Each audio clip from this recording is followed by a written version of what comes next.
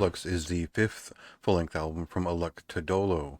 This is essentially an occult rock band. It's a performative, instrumental, experiential group who put on a show that centers around ritualistic, almost jammed-feeling performances, which are usually fairly fluid between songs and go on different rants or different. It's an entirely different experience with each record, and the records are built more around a live experience and one where they have typically they've got a light bulb in the middle of their setup in a live group, and it will flicker along with the energy of the performance as it rises and falls naturally through the way that they put on their show. I think that is an interesting performance, a very intense one that is pretty entertaining for a psychedelic rock kind of jam with occult rock overtones and much more to it. These were black metal musicians to start.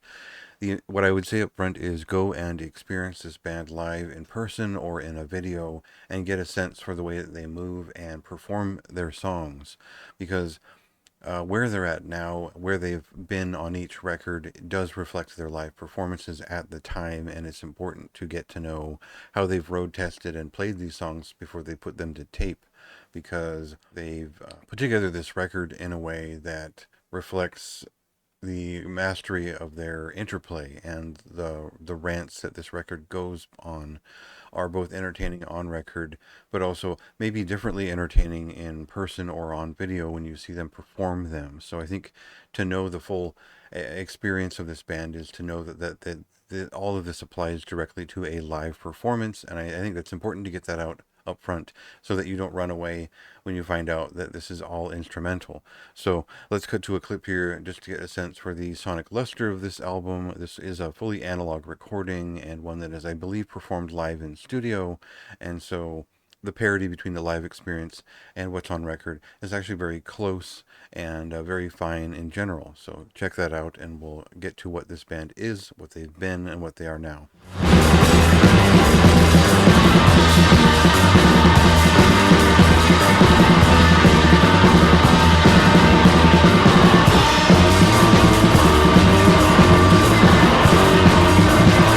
From the get-go, this band has been conceptual. They were black metal musicians to start, and then they began to approach each recording for this band in a way that was experiential, it was experimental, and it followed a lot of different rock genres that were against the grain and different at the time. And so when they put things together on tape, they were very rough to start. There was drone involved. There was, again, this tied into their live experiences. So their early work is quite abrasive and differently styled than you'll find later on. It wasn't until they released the Occult Rock album in 2012 where people began to take notice of the group and start to see that there were elements of noise and heavy rock and things like that all coming together for a pretty unique experience. And that was kind of when I began to understand what the band was all about. The important thing is that they got kind of their rhythmic verve. They're a little bit more of a signature that people noticed, a little bit more of a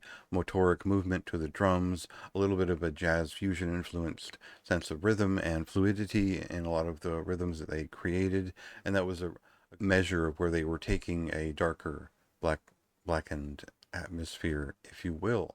You could tell that the band had found themselves in a certain way at a certain level on occult rock, and Voix back in 2016 was an iteration upon that. It felt like a direct follow-up to it. If you're a fan of anything from I name Aranci Pazuzu in the early days, as well as Casper Bratson Massacre, you'll find that there was both abstract and space rock elements that were a little bit more extreme on those records, that they turned into something that was maybe it touched upon noise rock and post rock, not exactly post metal. This was never really a metal band, and so describing the way all these styles intertwine doesn't it won't really come across unless you listen to it. But if you have heard occult rock, at least I would catch up and listen to Voix, because that was an important connection to make in their sound and in the way that they have developed their own unique playing styles and their way of really depending on each other. Their rhythmic chemistry is a big part of this band. Of course, it's an instrumental group. It has been many years since the last record from this band, and so as we get into this one, I guess the important thing to stress again is that these are songs they've been playing live for the past couple of years in this similar order and this flow. It is a jam that they've put together that is meant to be an experience which is quite intentional, even though it feels like it's emergent in the process of listening to it and experiencing it live. These are obsessive rhythms that develop in the way that a lot of darker space rock does, in that it will move from one point to another slowly but deliberately, and with the drums staying in a pretty steady clip, uh, pulling in some emergent changeling rhythms along the way. So there are meditative moments, but most of this is disruptive, and a lot of it is meant to be body music. It's meant to get you moving and following along with the thread that they're creating.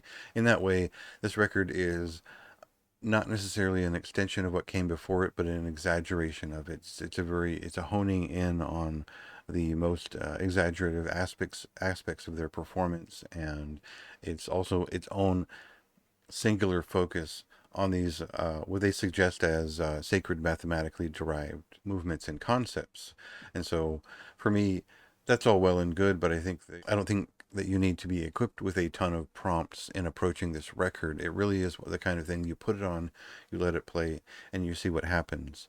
And I think that if I prescribe too much meaning to it, it will become a little bit of it'll become a little bit too nonsensical per your own experience. I think that instrumental records are meant to be more personal in terms of the associations that you pull into it. I think that the important thing is that this is a very good one. This is a very good example of what Aluk Todolo do. It is probably their finest recording overall, and that's saying a lot after the last two. The last two were very fine recordings, and I think this one matches the live experience, the intensity of it, and also without the visual aspect of the live performance, it still carries quite well in terms of what it kind of pulls into the conversation in terms of rhythm and different movements. So none of it is really erratic. None of it really flows unnaturally. All of it pulls together in a way that is exceptional. And I think that if you're a fan of, I guess, following the lead and sitting with a band and experiencing their work, there's a very strong connection to build here if you're a fan of these the nuances of rhythm, and it's essentially the voice that can be brought to effects driven guitar work or bass driven rhythms, or just the work of the drummer is outstanding here in particular. And so it all came together here for my taste quite well. I've been a fan of them in the past. I think that I was just a huge fan of occult rock. I feel like Voix was an extension of that, and I feel like this is more of a next step beyond occult rock that lets us know who these folks are, where they're at right now, and kind of where they're going with the music that they're making together. I think it makes sense that it took about 8 years to make this record. Not that it's some grand opus, but it's something that was different enough that it was worth putting to tape. It is a new live experience, I would say. It does feel like something that is a step beyond what they've done in the past in terms of performance, and I think that it's just sweaty enough that it feels like they brought in some more work to it. So I liked it. I liked it quite a bit. This is a very high recommendation for me. It was one of my highest recommendations for September. I don't recommend purely instrumental rock music lightly at all. I think it's very rare that there's something that I enjoy this much at all, and I get these submissions quite often. So I think that it's an important record for this month. It's something that might either expand your taste a little bit more, or at least get a sense for what I like out of this type of instrumental. So check it out if you will, and see if that's your thing. It comes out on September 6th, and you can read my review of it right now.